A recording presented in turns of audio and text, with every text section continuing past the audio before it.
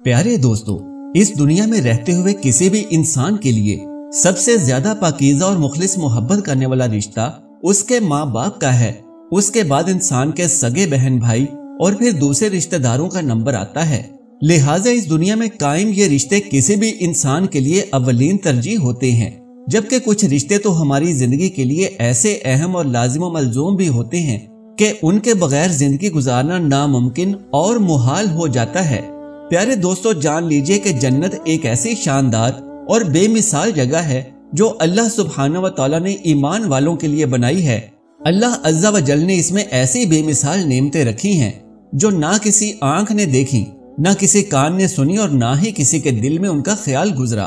प्यारे दोस्तों, जन्नत के बारे में जो भी कुछ बयान किया जाता है वो सिर्फ समझाने की खातिर होता है, वरना इस दुनिया की आला से आला तरीन चीज का भी जन्नत की किसी नेमत से कोई मुकाबला नहीं। अब यहाँ अक्सर हमारे जहनों में ये ख्याल आता है कि जब ईमान वाले और मुसलमान जन्नत में जाएंगे और यकीनन जन्नत की जिंदगी कभी ना खत्म होने वाली है, जैसा कि कुरान पाक और मुतअद्दिद अहादीस मुबारिका से साबित है, तो जब हम जन्नत में होंगे तो क्या उस ना खत्म होने वाली जिंदगी में हमारे वालिदैन और हमारे करीबी रिश्तेदार भी हमारे साथ ही होंगे? यानी इस दुनिया में रहते हुए एक इंसान के ऐसे रिश्ते कि जिनके बगैर जिंदगी गुजारना नामुमकिन और मुहाल है, तो क्या वो रिश्ते जन्नत में भी हमारे साथ होंगे? और इसकी मिसाल यूं समझ लीजिए कि क्या एक इंसान का सबसे अजीम रिश्ता यानी उसकी माँ भी जन्नत में उसके साथ होगी या नहीं? तो आइए अहादीस की रोशनी में इस सवाल का जवाब जानने की कोशिश करते हैं।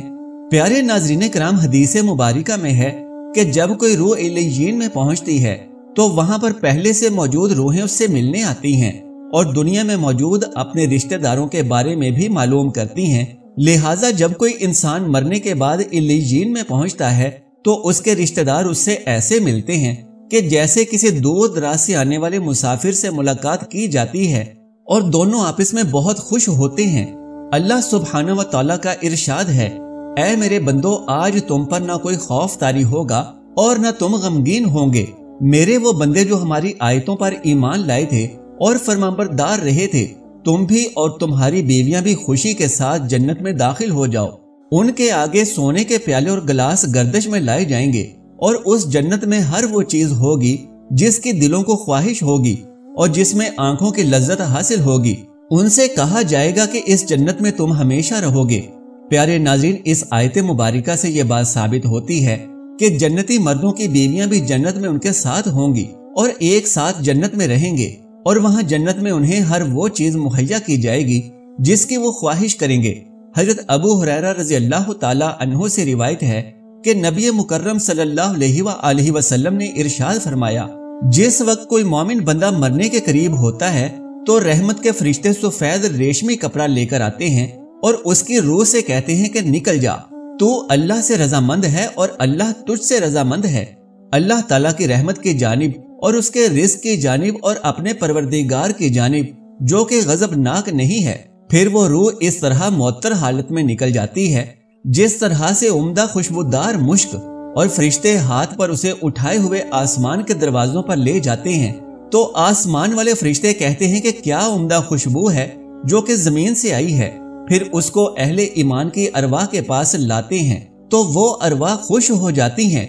और ये खुशी उस खुशी से भी ज्यादा होती है जो किसी बिछड़े हुए इंसान की आमद से इंसान को मुयस्सर आती है। फिर वो पहले से मौजूद मोमिनीन उस नए आने वाले से दरियाफ्त करते हैं कि फलां आदमी ने क्या किया और फलां आदमी का क्या हुआ, यानी वो जिस शख्स को दुनिया में छोड़कर गए थे अब वो किस तरह के कामों में मशगूल हैं। फिर उन्हीं में से चंद रूहें आपस में एक दूसरे से कहती हैं कि अभी ठहर जाओ और इसे छोड़ दो क्योंकि अभी ये दुनिया के गम में मुब्तला है। ये रूह पूछती है कि क्या अभी वो शख्स तुम लोगों के पास नहीं पहुंचा, वो तो कब का मर चुका था। तो इस पर वो रूहें कहती हैं कि फिर तो वो जहन्नुम में गया होगा।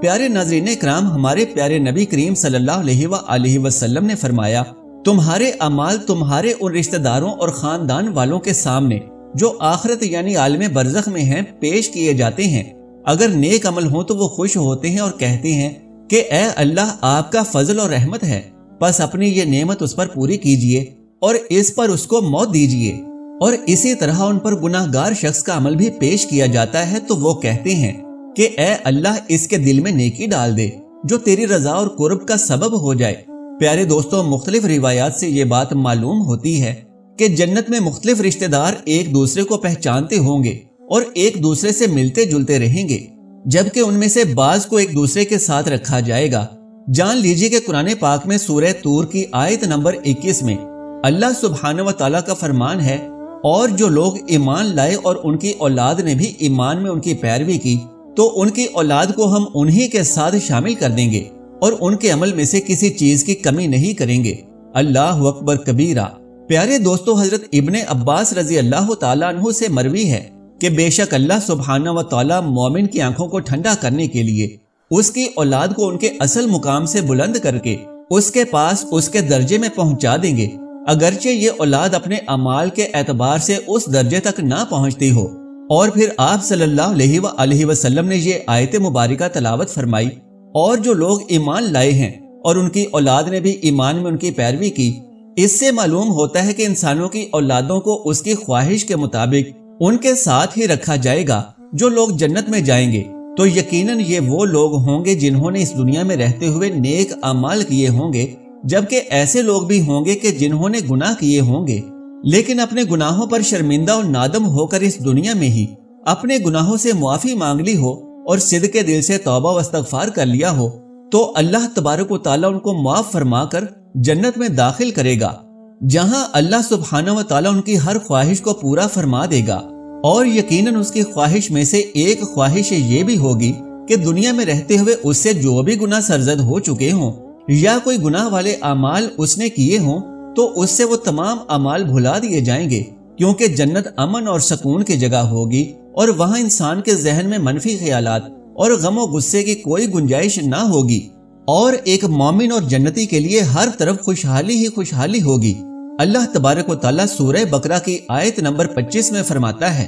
اور جو لوگ ایمان لائے اور نیک عمل کرتے رہے ان کو خوشخبری سنا دو کہ ان کے لیے جنت میں باغ ہیں جن کے نیچے نہریں بہہ رہی ہیں، جب انہیں ان میں سے کسی قسم کا میوہ کھانے کو دیا جائے تو کہیں گے یہ تو وہی ہے جو ہمیں اس سے پہلے ملا تھا، اور انہیں ہم شکل پھل دیے جائیں گے اور ان کے لیے وہاں پاکیزہ عورتیں ہوں گی اور وہ وہاں ہمیشہ رہیں گے۔ پیارے دوستو، ایک اور حدیث بھی ہے کہ نبی کریم صلی اللہ علیہ وآلہ وسلم نے ارشاد فرمایا، جب اہل جنت جنت میں داخل ہوں گے اور ان میں سے کسی کو اپنے بھائیوں اور رشتہ داروں سے ملنے کی خواہش ہوگی تو اس کا بستر اسے اڑا کر ان کے بستروں کے برابر پہنچا دے گا، اور پھر دونوں تکیہ لگا کر دنیا میں گزرے ہوئے دنوں کے بارے میں گفتگو کریں گے۔ ان میں سے ایک اپنے ساتھی سے کہے گا کہ اے فلاں، تمہیں یاد ہے کہ اللہ نے فلاں دن اور فلاں فلاں جگہ پر ہماری مغفرت فرمائی تھی، اس طرح کہ ہم نے اللہ سے دعا کی تھی اور اللہ نے ہمیں مغفرت کا پروانہ عطا فرما دیا تھا۔ پیارے دوستو، نبی مکرم صلی اللہ علیہ وآلہ وسلم کے مزاج مبارک کے بارے میں کئی ایک احادیث کے اندر بیان کیا گیا ہے کہ آپ صلی اللہ علیہ وآلہ وسلم انتہائی شگفتہ مزاج تھے اور نرمی اور محبت سے مسکرا کر بات کیا کرتے تھے، تاہم کئی بار آپ صلی اللہ علیہ وآلہ وسلم بے اختیار ہنس بھی دیا کرتے تھے، لیکن یہ اس وقت ہوتا جب آپ صلی اللہ علیہ وآلہ وسلم آخرت کے حالات بیان فرما رہے ہوتے تھے۔ امام ابن حجر اسقلانی رحمت اللہ علیہ بیان کرتے ہیں، یہ کہا گیا ہے کہ آپ صلی اللہ علیہ وآلہ وسلم صرف آخرت کے امور میں ہنسا کرتے تھے، لیکن اگر کوئی معاملہ دنیا کے امور میں ہوتا تو اس پر آپ صلی اللہ علیہ وآلہ وسلم صرف تبسم فرمایا کرتے تھے۔ ناظرین کرام، آپ صلی اللہ علیہ وآلہ وسلم نے ایک بار صحابہ کرام کو آگاہ کیا کہ روز محشر جب کسی کو جہنم سے نکال کر جنت میں بھیجا جائے گا تو اس کی حالت کیا ہوگی۔ حضرت عبداللہ ابن مسعود رضی اللہ تعالی عنہ سے روایت ہے کہ حضور نبی کریم صلی اللہ علیہ وآلہ وسلم نے فرمایا، مجھے اچھی طرح سے معلوم ہے کہ سب سے آخر میں جہنم سے کون نکالا جائے گا یا سب سے آخر میں کون جنت کے اندر داخل کیا جائے گا۔ یہ آدمی اپنے جسم کو گھسیٹتا ہوا جہنم سے باہر نکلے گا، چنانچہ اللہ تبارک و تعالیٰ اس سے فرمائے گا جا جنت میں چلا جا، لہٰذا وہ جنت میں داخل ہو جائے گا، اور جنت میں جا کر اسے پھر گمان گزرے گا کہ شاید یہ بھری ہوئی ہے، پس وہ واپس لوٹ کر پھر عرض کرے گا اے رب، میں نے تو وہ بھری ہوئی پائی ہے، چنانچہ اللہ رب العزت اس سے فرمائے گا جا اور جنت میں داخل ہو، کیونکہ تیرے لیے جنت میں دنیا کے برابر بلکہ اس سے 10 گنا زیادہ حصہ ہے، یا فرمایا کہ تیرے لیے 10 دنیاؤں کے برابر حصہ ہے۔ وہ عرض کرے گا اے اللہ کیا مجھ سے مذاق کرتا ہے یا مجھ پر ہنستا ہے حالانکہ تو حقیقی مالک ہے۔ حضرت عبداللہ ابن مسعود رضی اللہ تعالیٰ عنہ بیان کرتے ہیں میں نے دیکھا کہ اس پر نبی کریم صلی اللہ علیہ وآلہ وسلم ہنس پڑے، یہاں تک کہ آپ صلی اللہ علیہ وآلہ وسلم کے دندان مبارک نظر آنے لگے۔ نبی کریم صلی اللہ علیہ وآلہ وسلم فرماتے ہیں یہ اہل جنت کے سب سے کم درجہ والے شخص کا حال ہے، اللہ اکبر کبیرہ۔ پیارے دوستو، حضرت ابو سعید خدری رضی اللہ تعالیٰ عنہ سے روایت ہے کہ نبی کریم صلی اللہ علیہ وآلہ وسلم نے فرمایا جو آدمی سب سے آخر میں جنت میں داخل ہوگا وہ گرتا پڑتا اور گھسٹتا ہوا دوزخ میں سے اس حال میں نکلے گا کہ دوزخ کی آگ اسے جلا رہی ہوگی۔ پھر جب وہ دوزخ سے نکل جائے گا تو پھر وہ دوزخ کی طرف پلٹ کر دیکھے گا اور دوزخ سے مخاطب ہو کر کہے گا بڑی بابرکت ہے وہ ذات کہ جس نے مجھے تجھ سے نجات دی، اور اللہ سبحانہ و تعالیٰ نے مجھے وہ نعمت عطا فرمائی ہے کہ اولین و آخرین میں سے کسی کو بھی وہ نعمت عطا نہیں فرمائی۔ پھر اس کے لیے ایک درخت بلند کیا جائے گا، وہ آدمی کہے گا اے میرے پروردگار مجھے اس درخت کے قریب کر دیجئے تاکہ میں اس سے سایہ حاصل کر سکوں اور اس کے پھلوں سے پانی پیوں۔ تو اللہ سبحانہ و تعالیٰ فرمائیں گے اے ابن آدم اگر میں تجھے یہ دے دوں تو پھر اس کے علاوہ اور کچھ تو نہیں مانگے گا؟ وہ عرض کرے گا نہیں اے میرے پروردگار۔ یوں اللہ سبحانہ و تعالیٰ اس کے علاوہ اور نہ مانگنے کا معاہدہ فرمائیں گے اور اللہ تبارک و تعالیٰ اس کا عذر قبول فرمائیں گے،